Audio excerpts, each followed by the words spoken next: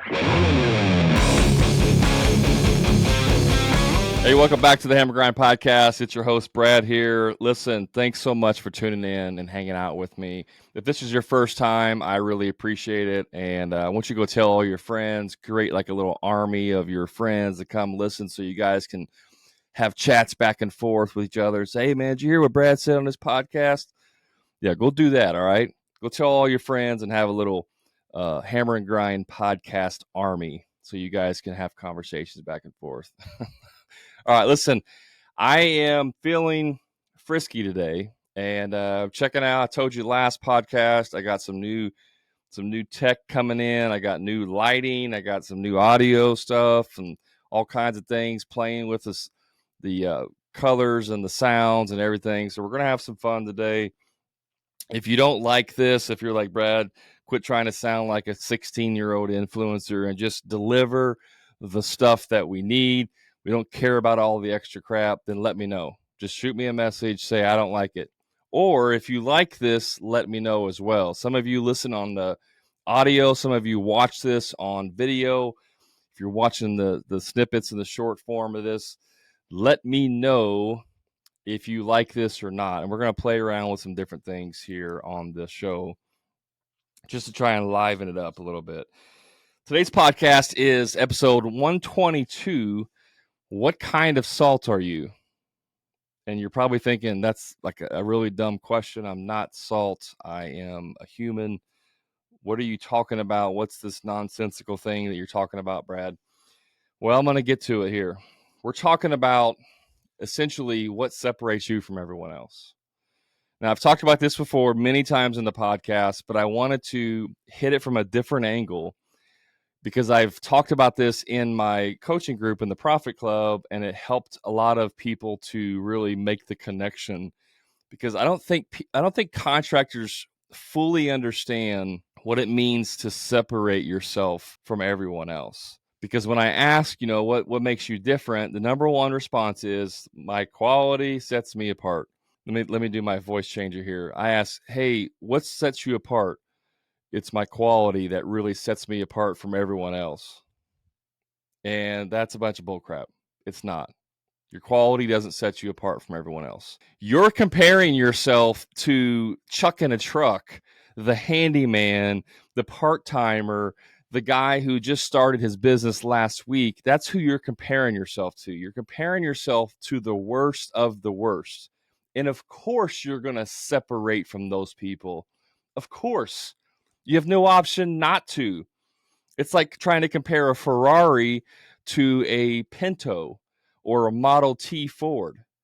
In your mind, that's what you're doing. You're like, all these other contractors out there suck, right? All these other contractors in my town suck, so it's really easy for me to separate myself from everyone else. Well, that lives in your mind rent free. You believe that to be true. However, it's not always true, and most of the time, it's not universally true. Because most people try to do good work. Most contractors try to deliver quality product and they try to do good work for their clients. But it's so easy to compare yourself and say, I stand out because you're the Ferrari against the Model T. But what happens when you're the Ferrari against the Lamborghini, against the McLaren, and against all the other sports cars? Now you're not standing out so much, are you? Now, if you're in a Formula One race, all of the car brands that are in that race are all pretty much standard, right? There's not really much separation between each of the different car manufacturers.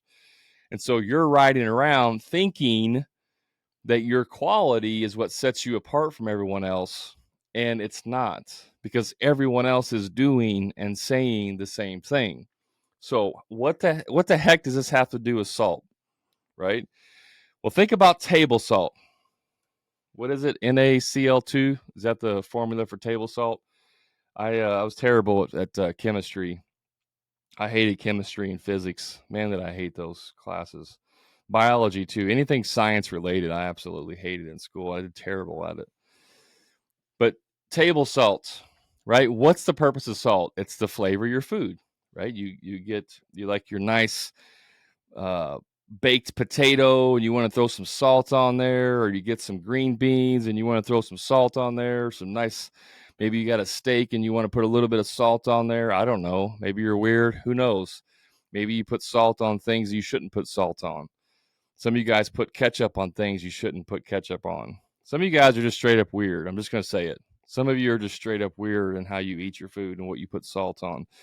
But we put salt on to flavor our foods, right? Now, if I asked you, what's your favorite salt brand? If I'm having a conversation with you and I said, hey, John, what's your favorite salt brand? You're probably going to say, I have no idea. I don't even know what the different brands are. That's probably what you're going to say, because most of us, myself included, I don't know the brands. I know there's the one brand that has like a person holding an umbrella. I think it's blue and white. Could not tell you to save my life what that name brand is. Could not. And see, some of you think that you're separating yourself from everyone else, but you're actually just salt. Because if I said, hey, go get some salt from the store, and you went to the store and there were two options there, there was a more popular brand name, and then there was a less popular or generic, and one of them was $10 for a container and the other one was $6 for a container. More than likely, if I was betting, I would bet on you buying the cheaper version 9 out of 10 times, because it's salt. There's no difference in salt. You could buy 15 different brands and it's all salt. You don't care about it. It does a job. It has a function that you use, and they're all the same. All salt's the same. They all have the same chemical compound. And see, that's what you're doing in your business when you think that quality is the only thing that separates you from everyone else. It's not. I'm telling you. I talk to hundreds and hundreds of contractors on the daily. I don't talk to 100 each day, but I talk to hundreds of contractors, okay? And you all think and say the same thing. So if everyone is thinking and saying the same thing, how does that make you unique? It doesn't. So what I want you to do is start looking at your business as a different kind of salt. Because if you're putting together an ingredients for your favorite food and it calls for sea salt, then all of a sudden regular salt doesn't work. You see what I'm saying? So your job is to figure out how to be a different kind of salt, not just regular salt. Your job is to figure out how you can provide solutions to problems that either haven't been solved yet at all. In other words, you create an entirely new service or product, or the current offerings in your location are not doing a good job of solving these problems. There's a reason why companies like national, major corporations that have franchise locations, they look at demographics. Dollar General is one of the people think Dollar General is like cheap and, it's just where everybody goes to buy low quality, crappy stuff. At least that's what I thought. Dollar General knows exactly their demographic. They know based on population, they know based on geographic location, based on demographics of financial income. They know exactly where to place a Dollar General store and what type of revenue that store is going to generate. And as a result, they know what size of store, square footage wise, and what types of products to carry in that store. Dollar General is extremely in tune with their demographic, and they're selling a different kind of salt. Now, they may sell the exact same product in Dollar General that you can get at Walmart, but the difference is the Dollar General is a half a mile from your house and the Walmart is 20 miles from your house. So you don't mind going to Dollar General and paying maybe 50 cents or $1 more for a product because it's going to save you time and gas and energy. See, they solved a unique problem. And so when you look at your business and what you do and the demographics and the opportunities you have in your area, you got to figure out, how can I differentiate myself from everyone else? And so if you become sea salt, or if you become Himalayan pink salt, you're now different than everyone else. And so when that recipe, i.e., that customer, is looking for a very specific type of service or a very specific experience, you're the only one that can offer that. You're the only one that can offer the Himalayan pink salt. You're the only one that can offer the sea salt or whatever other types of salt that are out there. So you're trying to compete with all the other table salt brands. You need to figure out how to separate yourself from those and become a completely different type of salt. And whenever people need that, you're the only option, or one of the few options in town. I hope that kind of helps clarify that a little bit, right? Like, what is that? I mean, yes, I get it. There's Himalayan pink salt and there's sea salt and all that, but how do you implement that in your business? Like, I'm a bathroom remodeler, Brad. How can I be different than all the other bathroom remodelers out there? There's lots of ways. Are you right now, a new trend going on in the tile space are solid panels, right? Now, instead of doing 12 by 12, 12 by 24 tiles in your shower, now the new thing are solid panels. So you have, basically, if you're doing like a shower, walk-in shower, you just have 3 panels and you're done, right? Big slabs. Another thing can be big slabs on the floor, like huge slabs on the floor. There's lots of new trends that you can do. You can specialize in a very specific type of remodel. One of my clients focuses on modern bathrooms, and that's his main focus. He doesn't do like contemporary or country or anything else. He really only focuses on modern bathrooms. Now, that doesn't mean that he can't do the other things. It just means that all of his branding, all of his marketing, all of his outward facing efforts that he puts into the world are focused around modern bathrooms, because that's what he enjoys doing, and because there's a gap in his marketplace to offer those services. So whenever you figure out where the gaps are, you can create the service offering or product for that. A lot of people, a lot of contractors, they do what they want to do, what they like to do. And we've all heard it, find what you're passionate about and you'll never work a day in your life, and all these other sayings. And there is truth in that to an extent. There is truth. But if I'm passionate about collecting bugs and and looking at them under a magnifying glass, it's going to be much harder for me to make money doing something that is very in low demand, right? So when we start our businesses as contractors, most of the time we're doing the work. And so we do work that we want to do, that we like to do, but it may not be the most profitable work to do. It may not be the easiest work to do. But if you can understand that as a business, your job is not to do work that you really love doing.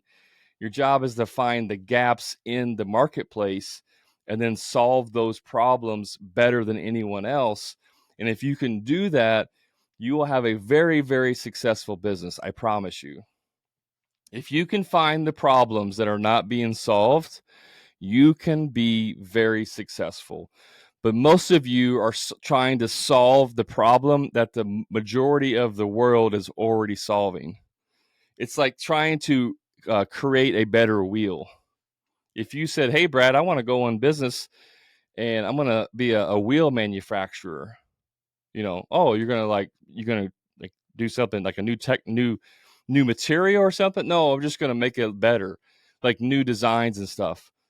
We're still going to use aluminum alloy wheels, but we're just going to have different designs. I'm like, okay, so you're going to do the same thing that 10,000 other companies are already doing. Yeah, and we're going to be successful at it. Okay. You see how silly that sounds when you talk about another industry? What's a interrupter? What's a different type of salt in another industry? the tireless, what do they call them? Tireless wheels. You see them in military, you see them in agriculture. Now they have, like, John Deere has them on their residential lawnmowers. It's the wheels that don't have any tires, right? They look kind of like they look like spokes. The tires themselves kind of look like spokes or a webbing in there. See, that is a Himalayan pink salt application. They're solving a different problem.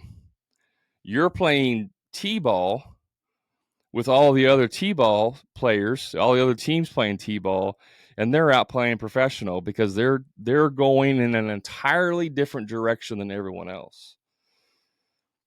So you guys get hung up on this. I gotta, as long as I do good work and I show up and I work hard. Hang on, let me redo this. As long as I do good work and I show up and I work hard every day, then I'm going to be super successful. Some of you may get lucky doing that. But if you want the quickest path to success, it's doing things that nobody else is doing. You ever look at companies like IBM? IBM was the leader in the computer industry, and they got to a point to where they just stopped innovating. See, companies that stop innovating start dying. There's companies like Apple, and there's companies like Microsoft. And as much as it pains me to say this about Apple, because I say this with a little bit of what's the word? Being fallacious, or not fallacious. I can't think of the words today, guys. Sorry. Facetious. There we go. Wow. I'm being a little facetious here, but I don't like Apple. Okay. I can't stand Apple. But here's the thing. Apple's an innovator. Apple is creating new products. Microsoft is trying to match. Apple goes up one, Microsoft comes in and matches it. Apple goes up one, Microsoft comes up, right? They're an innovator. Microsoft used to be the best. Now they're not. Google is innovating. Now they're getting a little bit topped by TikTok because TikTok's doing a little bit better on algorithms. Like, companies that are constantly innovating, trying new things, growing the marketplace, usually outlast those that get to a point and they say, okay, this is, I'm just going to do the basic bare bones and then I'm going to be okay. I'm just going to stay here and I'll just survive at this level, which is a scarcity mindset, by the way. You should always be trying to grow. You should always be trying to grow. But those companies are solving problems that people haven't even thought about yet. Like, that's when you're over the curve. Like, you're too far into the future because you're solving problems that people aren't even experiencing yet. All you have to do is look at your marketplace and say, where are the voids? Where can I be different? Who's not showing up? How are they not showing up? One of the easiest things you can do is go to all your competitors and look at their reviews. And if they're whatever the bad reviews are, that's where they're failing. Whatever the really good reviews are, that's where they're exceeding. But even beyond that, you can reach out to vendors. You can send out surveys to your clients. You can look at trends. Here's one thing that blew my mind when I was in the Marines. When I was stationed out in Camp Pendleton, California, this was in 1999. Okay, it's when I was in Pendleton out in California. In 1999, tuner cars were the rave out in California. Hondas, Civics, the short, small tuner cars, slammed, got the little, sounds like a hamster in there. That was the rave. Everybody was raving about those. I come back home to the Midwest, I live in Indiana, and there's not a single tuner car in anywhere in the city. They didn't even exist. It wasn't for almost a year and a half to 2 years later before that trend made it to my town. And when I saw that happen, I was like, man, that if somebody could like go out to the coast, East Coast, West Coast, see what the new trends are, and then come back to the Midwest, and then start offering that trend now in a year to 2 years tops, which now is probably shorter because of technology and access to the internet. I mean, to the social media. But if you can get out ahead of new trends and then bring it to your market before anyone else, you're going to be first to market. And there's always benefits to being first to market. When you're first to market, you're the expert. It doesn't matter if you're the first and then 6 months later there's 3 other competitors, you're still the first to market. So you will always be considered the leader until the other companies do even more outreach, more marketing, do a better job than you, and they surpass you. But as long as you keep that same level, you will always outperform them. So you can look at trends in the marketplace in other locations, especially if you live in the Midwest, because it's always a year to two behind the coast. But if you live in the coast, then usually you're kind of the first ones to get that trend. But a lot of those trends even start overseas, European trends. So if you live on the coast, you could possibly look at trends happening in, European countries and bring some of that here. A lot of this stuff is even cyclic. Like it's some stuff starts in the US, goes to the Europe, and it's the vice versa, and it circles, and it's cyclic, right? But if you can figure out where those needs are, then you can get one up on everyone else. You can provide services and solutions that nobody else is doing. And if you can do that, you're set. Like you're set for a long time until everyone else jumps in. You see that with even trends on social media. Somebody starts a trend, everyone else starts doing it, and then within 6 months that trend is completely burnt out. And everybody's like, "Oh, I'm so sick and tired of seeing that dancing bear," or "I'm so sick and tired of seeing this," or if I hear this sound one more time, I'm going to lose it. That's because it's been played out too much. And so if you're the one that's coming in 6 months after it's been played out too much and trying to do that trend, you've been left. You're behind times. But if you're the guy who's starting the trend and then everyone else is following, you're way ahead.